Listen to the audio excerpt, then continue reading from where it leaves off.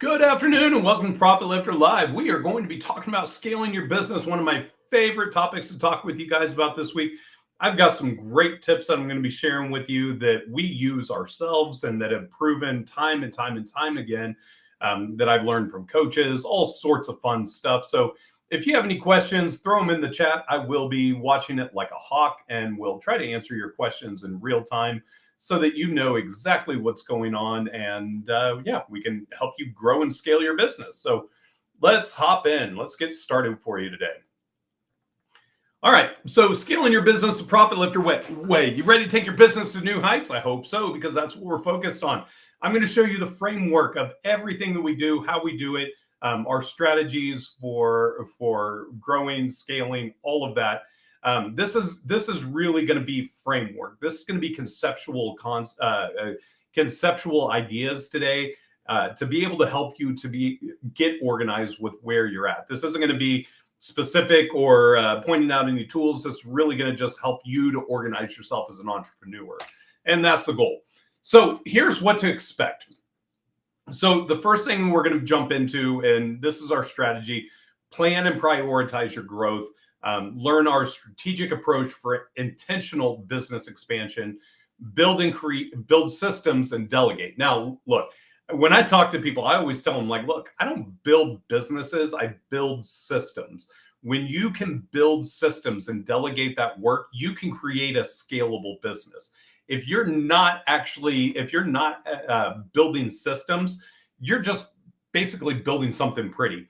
And then from there, automating the systems, automating your marketing, and the whole goal, the whole objective of everything we're trying to accomplish today is to scale without burnout. I'm going to jump on a soapbox for a minute, so just hang with me. But I'm involved with a couple different businesses, and one thing that I have seen that ends up harming business growth is not having a plan and just constantly throwing things out there without having a set defined path that you're going to follow. If you're constantly running at 1,000 RPMs, you're going to blow out your engine. Let's just that's the easiest way to put it. If everything you're doing for yourself and your team is full throttle, it's gonna produce results up front, but over time you're gonna wear out your team, you're gonna wear out your systems, you're gonna burn through stuff. So what we're working on today is coming up with a strategy, a growth strategy, to walk you through this so that you can start thinking about, okay, once we're done with this, what's our next phase? What do we need to work on from there? All right. So step one, systematically plan your growth. Now, when I'm planning my growth, I start with 4 different areas. And these 4 different areas: marketing, sales, fulfillment, and support. Why? Because this is a logical progression to how everything is going to work when you're scaling. Meaning that if you put together, let's reverse engineer this. For me, I'm a marketer at heart. So for me, when I'm looking at different products and I'm looking at offering a service to somebody or offering services, the first thing that I want to think through is, can I sell this? Is this something that I am able to sell? Is this something that I'm actually able to sell? Is this something that I'm going to be able to present to my audience and actually get responses for? Meaning that while I'm working on this, I'm conceptualizing the product. I'm conceptualizing the idea of what we're going to be adding. And this may be a marketing campaign. It may be lead generation. It may be a product that we're building, that we're adding, all sorts of different ways to go about it. But the first step to this is thinking through, is this a sellable product? Because if I can start putting together my marketing and see the value and understand my value propositions with this, it's going to dynamically change everything that I'm doing with it, because that's what gives it the ideas. Now, if you notice on here, this is a giant circle, and I want to explain to you why this circle makes so much sense. So we start with marketing. I want to attract ideal prospects consistently. Now, before I launch anything, I still want to put together a marketing strategy. I want to think through, who is my ideal client? Is this going to work for them? What's the language? What's the sellables? Because as I'm doing that, it's also going to open up, what other products does this tie into? What other operations or systems do we have?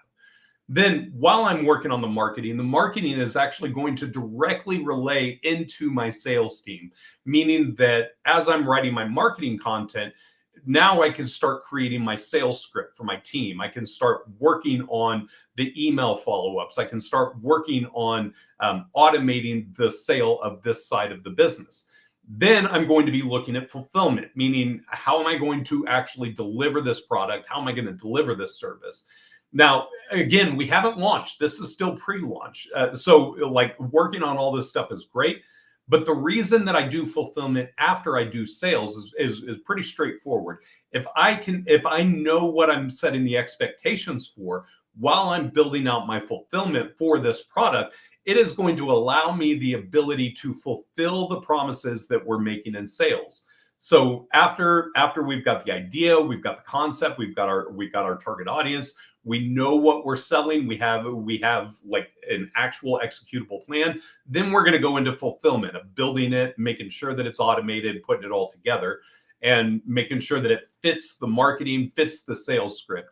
And then I'm going to focus on support, meaning that, like, how are we going to support this client? Does my support team have all the SOPs?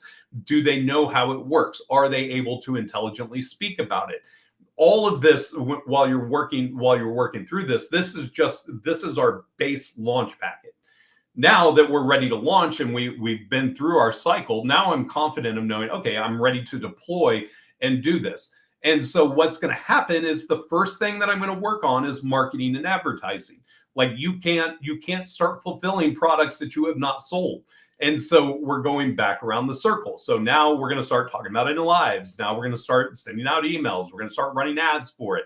We're going to start incorporating it on our website. We're going to inject it here. All of the concepts that I came up with the first time around prepare me for actually executing when I get back around and I'm ready to launch. Then once the marketing's working, once that's dialed in, we start generating leads. Now it starts impacting the sales team. And so we're watching all the product fulfillment. We're watching what their numbers look like, watching their conversion. Now we're getting sales, it's going to fulfillment. But the reason that I keep circling back around this is because this is the natural life cycle of products. This is the natural life cycle of developing products, developing campaigns, anything. You start with your initial concept, you work through, what does this look like? How can I sell it? Then you start thinking about, how do I fulfill it? And what's the support look like?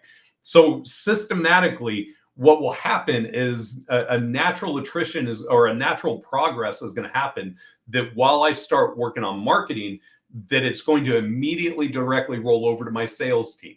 Then after I've worked on my sales team and I'm comfortable with where they're at, now my attention is going to have to shift towards fulfillment and then support. Now, as your team starts to grow and you get different people who are going to be fulfilling these different areas, this is going to radically change. So now, instead of me, the solopreneur of Profit Lifter, going, okay, now I'm going to work on marketing, now I'm going to do sales, now I'm going to do fulfillment, now I'm going to do support. Now I'm able to look at it from a leadership standpoint of going, okay, my chief marketing officer is now required to get the marketing done. The same time, he's going to be working directly with my sales team and putting together the sales material and making sure that those two are lined up. And at that same time, my product development team is going to be working on the fulfillment side and working hand in hand with the sales team. And then the fulfillment side will be working with the support team to be able to address issues and be able to work through it that way. But this circle works regardless of the size of your business, whether it's just you or if you've got a team, a bigger team. You can delegate this infinitely. But this gives you a systematic plan to actually growing different parts of your business, or just overall. It's a smart way to go about it to make sure you're not missing the four major areas of your business to be able to fulfill your services. Step 2, let's create a system to scale. Again, if you're not creating systems you're just putting together a business. You're just putting together a hobby. Systems is what makes your business sellable. If you can create documented systems, if you can figure out how to automate, if you can figure out how to create a system that constantly is churning through this is where you are going to start to see exponential growth, and not just growth as in your numbers going up, but this also means growth in like how you're running your business, meaning that when you start turning your focus away from doing the work to creating the systems, now you're being the leader. Now you're creating the operations. You're identifying the repetitive processes. You're finding the tasks that need to be done, figuring out how it's done, documenting it, and then handing that off to someone else. Document the procedure. Create clear step-by-step instructions. If you hire somebody and you don't have their job description already mapped out and lined out, you're going to be wasting a lot of money on team members that are just going to be coming in and doing stuff, but not really ready to get in it and make it work. And then from there, build system templates. Have consistency. If you have communications going to one channel all the time, make sure that you're using those same channels. Like, make sure that that the system is intact, that it plugs in, it snaps on to everything else that you're building. Because as you start creating these systems, you'll start to identify, like, it will become just this massive tree of like, this process leads to this process, to this team, to this person, to this delivery, and it becomes this big tree. When you create a system, you'll be able to step back and you'll be able to look at it and document it out. If you want to know how I build these systems for Profit Lifter, I actually do this in ClickUp with our whiteboards. So you can see here, this is just a basic one. This is just a really straightforward one for automations.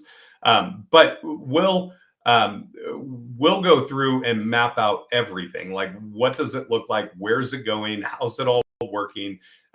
Because for me, I would be able to take a step back and look at, okay, what happens on the website? What happens once it goes from the website? It becomes a lead. Once it goes from lead to fulfillment, where's it want to go? Having whiteboard software is going to be incredibly helpful for this. I love ClickUp for project management and working with it with that side, but any software like Miro would work. There's like Lucid Charts that works really well, that plugs right into Google. There's a lot of different softwares out there that are really affordable. A lot of them free that you can start using to build this out while you're building it. Build your systems before hiring. Your team will follow what you've already structured. And this makes it super easy for hiring and firing, because now as you get in, if you have an SOP, you've got the system there, it's already built out, it's ready, somebody steps into it and they're not able to fulfill, you know that's not somebody that you want on your team. If they can't follow simple instructions that you already have mapped out, that's not a good long-term player. But you're not going to know that until you have the systems. When you start bringing in team members without having a system, you're just bringing in chaos. And so you want to create the system so that when you plug them in, now they're able to see, this is my role, this is what I'm doing, this is how it's working. And now you're going to be able to track their progress because you actually have a system there. So make sure you're creating your systems, think through it. It's a mess. It's ugly. ChatGPT is your best friend when you're working on this. I will just tell you that. Step 3, automate and dominate. You know me. If I'm building something, I want to automate it.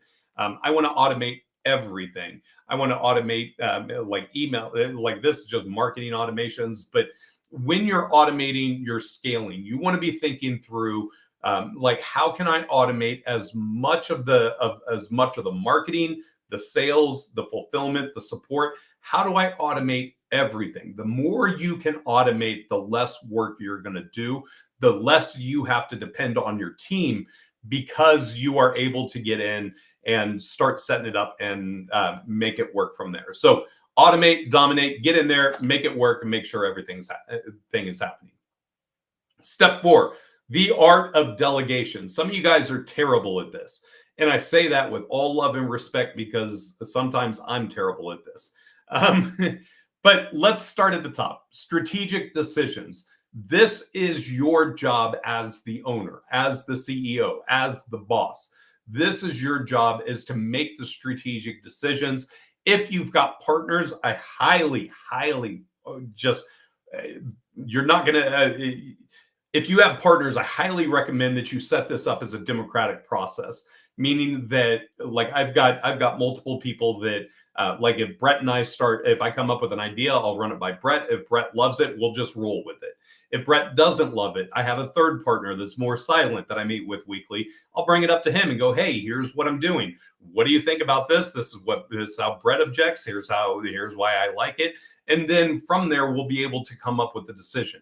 And then if it escalates, if it's a big thing that we all need to talk about, we'll just all three get in a room, sit down, talk about it, make it work. But the strategic decisions, this should be something that you never delegate. This needs to be your role as the CEO. Next is going to be creative direction. I love guiding teams for the creative, but I don't want to be building websites all day long. I've done it for years, for decades. I'm tired. I don't want to go in, have to pick out images anymore. And so now it's gotten to a point where I don't have to be in charge of the creative direction. The reason that I love this so much is you start coming up with stuff that you would have never thought of on your own, and directions that that will just absolutely blow your mind because you're getting somebody else to look at it besides yourself. A big one, one of the first ones that I would be offloading though is operational tasks. Delegate this with clear instructions. Like operational tasks are something that you should be able to set up.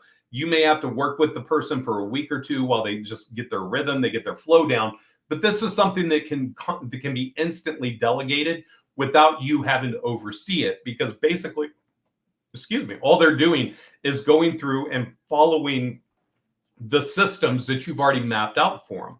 They already know what the deliverable is. They already know what the expectations are. So so make sure any operational task, any redundant operational ones, hand that stuff off as fast as you can. Delegate that. That's crap. I don't want you constantly reacting to anything but profit. Get in there and get the crap off your plate. Get it to operational tasks, things, fulfillment, things like that. Delegate that to other people. And then administrative work, fully delegate or automate. If it's administrative, I want to be able to spend 30 minutes a day, 15 minutes a day on admin work, just reviewing what the team's working on. But anything that is just daily operations, daily, just continually have to do this. This is what you want to delegate so that you keep yourself as the leader. Because believe me, when you get to a place where you've got a team that's building everything, your creativity is going to start to soar. When you start programming your brain to be that strategic decision maker, to be looking at growth opportunities, to be focused on developing JVs, to be out there, to be out in the streets, meeting people, rubbing elbows, and have that time to breathe, knowing that things are being handled back at the office, you're going to start to see your true entrepreneur creativity come out. You can't scale by doing more. Just because you do a lot of hard work does not mean that you are scaling. If you come to me and you go, hey, Keith, I'm working, I should be highly successful. I'm working 80 hours a week. Working 80 hours a week isn't successful to me. That means you're doing all the work. You can't scale by doing more. You scale by doing less of the wrong things. I love this line. I'm going to incorporate this. And you don't scale by doing more. You scale by doing less of the wrong things. If you're constantly, and if you're on YouTube, I've got a YouTube video that I did a couple weeks ago about eliminating the crap out of your business. If you're constantly reacting to anything but profit, you're just focusing on crap. You scale by doing less of the wrong things. Delegate. If you can't delegate, you're going to end up running a one-man shop your entire life. And then at that point, congratulations, you own a job, but you don't own a business. So don't focus. I'm here, Lee. Come on, I'm right here. Where is Keith? He's right here. But focus on your strategic side. Be the person who delegates, be the person, the leader that runs the team, that provides the vision and makes it work. All right. So who is going to benefit from this? How is this going to work for you? Is this model going to be something that makes sense? First off, solopreneurs, yes, break past your revenue platform, reclaim your time, focus on the 4 areas. If I was starting Profit Lifter all over again, and I was jumping into something new, let's forget that. I've got a nephew that's looking for a job. I'm talking with him about funding him to actually start a lawn care business. And so, like, the first thing I'm going to do is I'm going to focus on marketing, and then I'm going to focus on how do we sell this, teach him how to sell, get everything lined out. You as a solopreneur can follow all of these structures, because when you start building your systems, it may be monotonous. You may need to do it for a while you're getting your numbers up, while you're building. But as you build these systems, it's going to become second nature. It's going to become just simple, repetitive stuff that you're going to look at and you'll be like, oh, I got 15 minutes. And like, you can just jump in there and knock stuff out and be able to get in there and make this stuff work. Is this going to work for growing teams? Absolutely. Create structure and automation that scales. Build systems. Now, when you get into growth mode, this should be your growth mode.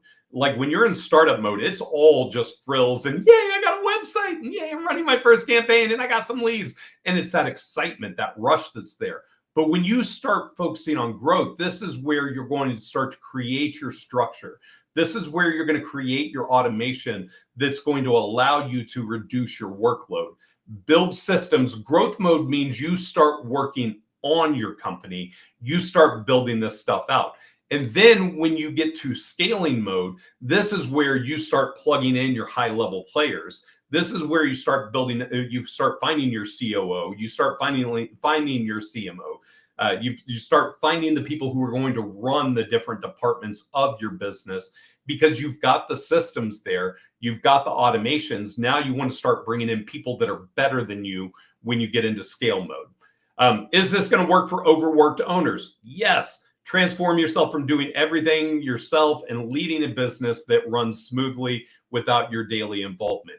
If you started a business just to have a job, this one isn't for you. But I want you guys to focus on what does this look like for you right now. And then lastly, forward thinkers, entrepreneurs. You guys are people after my own heart. That's me. Build a sellable asset rather than just a job. If you are doing this so that one day you may possibly be able to sell your business, this is what you need to do to get up and going.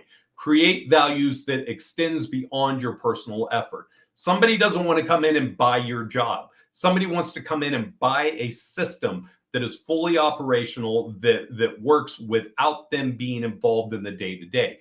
If you want to get into bringing in angel investors, you want to get into bringing in third-party people that can provide just deep pockets for your growth, you have got to have the systems. If you don't have the systems in place, you don't really have anything there, and you're just spending your time. And lastly, final steps to scale smarter, not harder. Again, define your top priorities. If it's crap, don't do it. Focus on what moves the needle right now. If you're sitting here and you're like, okay, Keith, this is really cool, this is great. Where do I start? Start with the pain. Get the pain out of your operations. Get yourself to the point that you're not struggling with something. Because when you're struggling and when you're in pain and your business is in pain, you're going to be losing your momentum. You're going to be losing your ability to get out there and work on the business. So your top priority should be, what is my immediate pain? What is going to get me to a better situation right now? If it's leads, then focus on marketing. If it's closing the leads that you have, focus on sales. It all works the same. Like, pick the pain point and focus on that first, and then start moving around the circle, because it all works hand in glove with itself. Systematize repeatable processes. So here's the golden rule of Profit Lifter when internally. If we have to touch something, I don't want to have to touch it again for a long time. meaning that if we have to work on something, I want to create a system and I want to make it repeatable. I want to make it something that somebody can come in and work through, and we can basically just hand off at any given moment. Systematize repeatable processes while you're going through and working on the problem. When you're working through a problem, even if it's with one client, if it's one issue, if it's one sales email, if it's one marketing campaign, turn that into a system. Take 5 or 10 minutes while you're working on that problem to create the system while you're fixing the problem, because that's how you do it. Like, you shouldn't need to take out time to just sit down and start doing this stuff. You should be able to do it while you're doing it for your active clients. You don't like, there's no reason that you can't work and build at the same time. Automate engagement. Use your AI employee. Make sure you got your autoresponder set up. Make sure everything's there. Set up technology to nurture relationships. Delegate with clarity. Empower your team with clear expectations and leverage the right tools. Obviously, use Profit Lifter to keep everything moving. That's what the system's there for. That's what it's built for. And that's what's going to keep you moving forward and centralize your team. So, ready to scale? Double your growth. Get out there. Save massive amount of times. Make your clients happy. When you have systems, your delivery is just impeccable. It goes, it works, it does everything it needs to do. You can focus on growth when you start building your systems and you create a path for scaling. On that note, before we hop off of here, I want to show you guys something really cool that we've been working on. Yes, we are rebuilding our website again, but I want to show you what we're doing with this, because you're more than likely going to see this live next week. We are actually converting Profit Lifter into becoming a fully e-commerce website that is going to have all the products listed and have everything built out, ready for you guys to be able to operate in. If you guys have ideas, things that you want to see incorporated for your business, let us know. We'll build Snap-ons. This actually plays right into the Snap-on library. Some of the other things that we've done is we have over the past couple of weeks, we have been just aggressively adding marketing packages. So now if you're one of those businesses out there that's like, hey man, I don't have any leads, cool. We have AI ad campaigns that we can set up for you, where basically we'll go into the AI ad platform.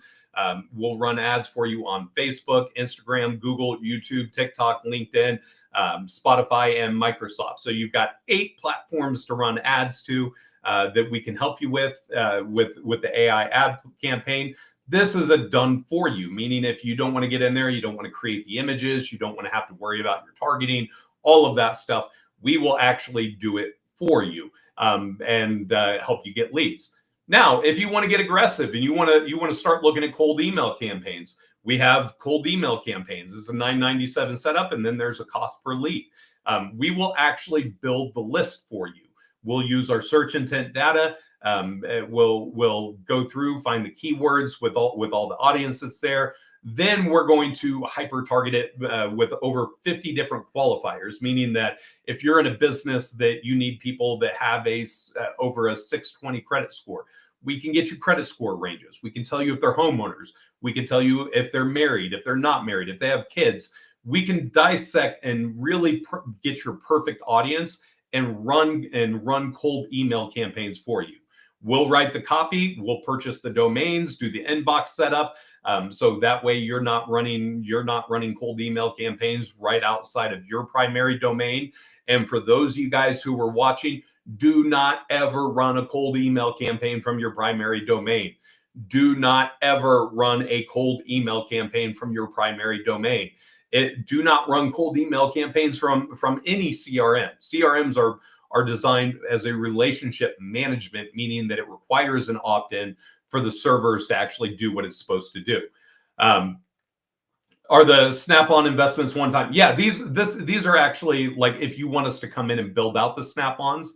But if you're sufficient and you want to go through and do it yourself, there is a cost for our premium Snap-ons, but these bigger ones, the premium ones we have our essential Snap-ons. Actually, let me just show you what this looks like. So with our snap-ons, we have our essential snap-ons that are free to everybody. Includes like indoctrination campaign, online orders, long-term nurture, re-engagement campaigns, power dialers. But then we have our premium snap-ons that does require access to the Snap library, where you can come in if you want to download the affiliate manager snap-on and build and follow the instructions and build it out yourself. You absolutely can. Here's the golden rule with Profit Lifter: we only charge you when we're doing the work. That is really that simple. We only charge if we are actually doing the work. If you've got access to the Snap-on library and you go in and download it and you want to do it yourself, we love you for that. We will give you all the tools and support that we can to help you through that and make sure that works. Great question, Daniel. Appreciate that. So with the cold email campaigns, we can hop in and we can pull a list of hundreds of thousands. We can really turn this into what you're looking for, and then the leads will be delivered right into your Profit Lifter CRM. Start all your automations. If you want ad campaign funnels, we'll build you ad campaign funnels and work on that. Also, we're just now launching local SEO campaigns, meaning that if you want to dominate in your local market, we will go do all your on-site SEO, meaning that like your H1 titles, your H2 titles, all of that. We'll be able to add that for you. Your off-page SEO with citations and link building, so we'll help build backlinks. The Google My Business profile, your GMB, help you set up and optimizing that as well. Reputation booster with review strategy, getting reviews delivered directly to your CRM, or getting reviews directly to your Google profile, so that you just show up first. And then monthly reporting on ranking and traffic. And you don't have to know any of it. We'll do it all for you. And this starts locally, and then you can add as many different areas as you want. Now, when you start working on SEO, the reason that we went this direction is when you start getting into SEO, if you came to me and you're like, hey, Keith, I want to do a nationwide campaign on having a CRM. I would look at that and go, okay, that's cool. Our minimum starting price is going to be about $10,000 a month. Why? Because the people who are on the national levels at the top, they've got millions, or if not billions of dollars of revenue coming in. They've got way deeper pockets, and they can focus on beating you out on a national scale. But locally, if you've got your GMB set up and you start focusing on your local market, you can get to the top very quickly. I've seen clients with the agency that we're working with hit the front page, hit the top 3 within a 3-month window.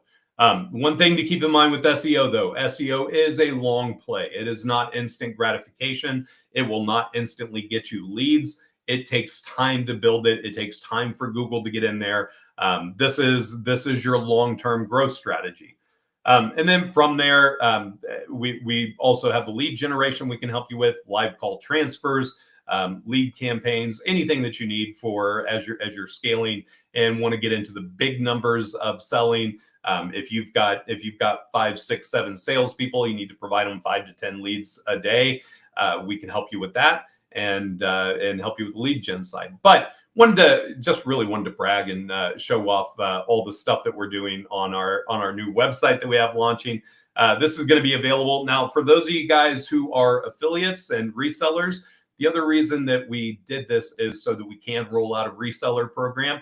And we're going to be massively beefing up our affiliate program for you as well, because having an e-commerce shop that people can just come in and start picking what they want and going in and ordering it right from us here, that's just beautiful. Yeah, and as you can see, I'm not done building, so that's what we're working on. So, but that's all I got for you guys today. Wanted to just show off a little bit there. If you guys have questions, if you want to book a call with our team, you can do that at profitlifter.com/tour, or you can just visit us at profitlifter.com. We'll make sure you get where you need to go. And if you guys have any questions or anything else you'd like to add to the conversation, feel free to throw it into the comments here. And we're always watching and always happy to respond. So until next week, you guys remain rock stars. And we will see you next time. Hope you have a great week, and keep your eyes out for more cool crap coming out from Profit Lifter. All right, we'll see you.